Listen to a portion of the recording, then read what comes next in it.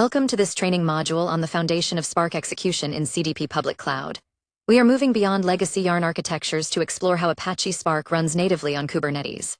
This shift underpins modern services like Cloudera Data Engineering (CDE) and Cloudera AI CML, offering superior isolation, dependency management, and scalability. Let's explore the what, why, and how of this architecture. Let's start with the fundamental shift in architecture. Historically, in CDH or HDP, Spark jobs ran on Yarn, often competing for resources on a monolithic cluster. In CDP public cloud, we decouple compute from this legacy model. Services like Cloudera Data Engineering (CDE) and Cloudera AI run Spark directly on Kubernetes. This means Spark workloads are fully containerized, leveraging managed Kubernetes services like EKS or AKS.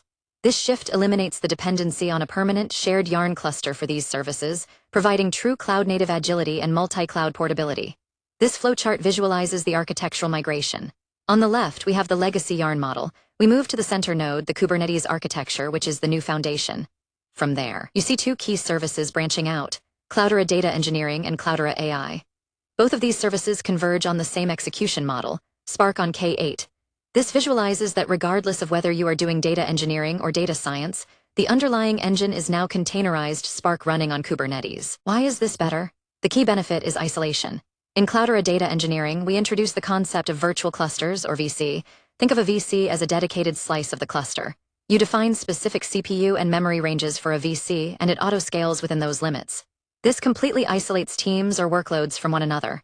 Unlike Yarn queues, which can be complex to tune, VCs provide hard boundaries enforced by Kubernetes namespaces. If the finance team's job spikes, it cannot starve the marketing team's resources because they run in separate, isolated virtual clusters. Here we see the CDE service container. Inside, we have two distinct virtual clusters, A and B. Notice that Team A's Spark jobs run exclusively inside virtual cluster A, while Team B's jobs run in virtual cluster B. This visual boundary represents the logical isolation. Even though they share the underlying Kubernetes infrastructure, the virtual cluster layer enforces resource quotas and separation, ensuring stable performance for both teams. How do we handle libraries? In the old world, upgrading a library on a cluster was a nightmare that could break existing jobs. With Spark on Kubernetes, that problem disappears. Spark and all its dependencies are bundled into immutable Docker images. You can even bring your own image BIOE with custom RPMs or Python packages pre-installed. This allows different jobs to use entirely different environments. Job A can use an older library version while Job B uses the latest, simultaneously on the same infrastructure. The platform handles distributing these images to the executor pods automatically. On the left, we have two distinct Docker images, custom image A and custom image B. Image A feeds into Job A's pods, while image B feeds into Job B's pods. Both are orchestrated by the central CDE service node. This clearly illustrates that the execution environments are decoupled. The cluster doesn't enforce a single library version. Instead, the Docker image defines the environment for each specific job. Auto-scaling works in two layers here. First, at the application layer, Spark Dynamic Allocation adds executor pods when tasks are queued and removes them when idle. Second, at the infrastructure layer, the Kubernetes cluster autoscaler watches for pending pods. If you need more executors than the current nodes can support, K8 provisions new EC2 or Azure VMs automatically. CDE specifically uses the Apache Unicorn scheduler to pack these pods efficiently, minimizing the number of active nodes to save money. When the job finishes, the pods terminate and the cloud nodes scale back down. Start at the top with the Spark driver requesting resources. It talks to the Unicorn scheduler in Kubernetes. Step 1, Unicorn attempts to scale up executor pods. If there is no room, we move to Step 2, the pending pods trigger the cloud autoscaler. Step 3, the cloud autoscaler provisions actual physical worker nodes, servers, to accommodate the demand. This visualizes the chain reaction from application demand to physical infrastructure provisioning. In this foundation, storage and compute are completely decoupled. Your compute clusters can be spun up and down because the data lives persistently in S3, ADLs, or GCS. Spark connects directly to these object stores for input and output. However, Spark still needs fast local storage for shuffle data, intermediate data. We use ephemeral NVMe or SSDs on the cloud instances, mounted as Kubernetes volumes. To ensure high performance for these temporary operations, we do not run HDFS data nodes on these compute clusters for data storage. The diagram separates the compute layer from the storage layer. Inside the compute layer, Spark executors write temporary shuffle data to local ephemeral SSDs. This stays within the compute node.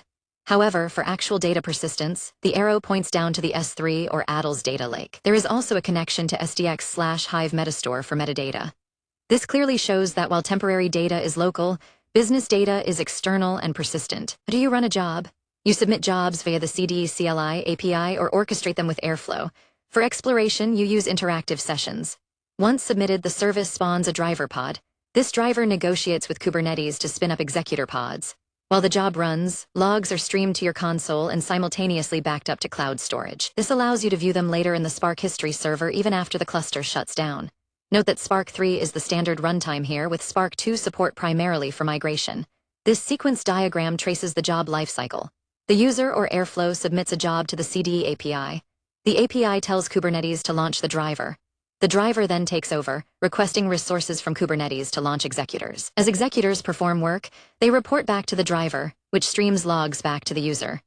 This sequential flow clarifies the order of operations in a K8-based Spark execution. To summarize, adopting Spark on Kubernetes in CDP requires a few best practices. First, move to Spark 3 to get the best performance on Kubernetes. Second, always set auto-scale limits on your virtual clusters to control costs. Third, choose the right tier. Use core clusters for heavy batch ETL and all-purpose for interactive data science. Finally, stop trying to install libraries at runtime. Build a custom Docker image to bake in your dependencies for reliability and speed. The final diagram is a simple decision tree for best practices. It branches from the central node to 4 actionable items. Use Spark 3 for performance, use custom images for dependencies, set auto-scale limits for cost control, and select the right tier for workload matching. Keeping these 4 pillars in mind will ensure a successful Spark on Kubernetes deployment.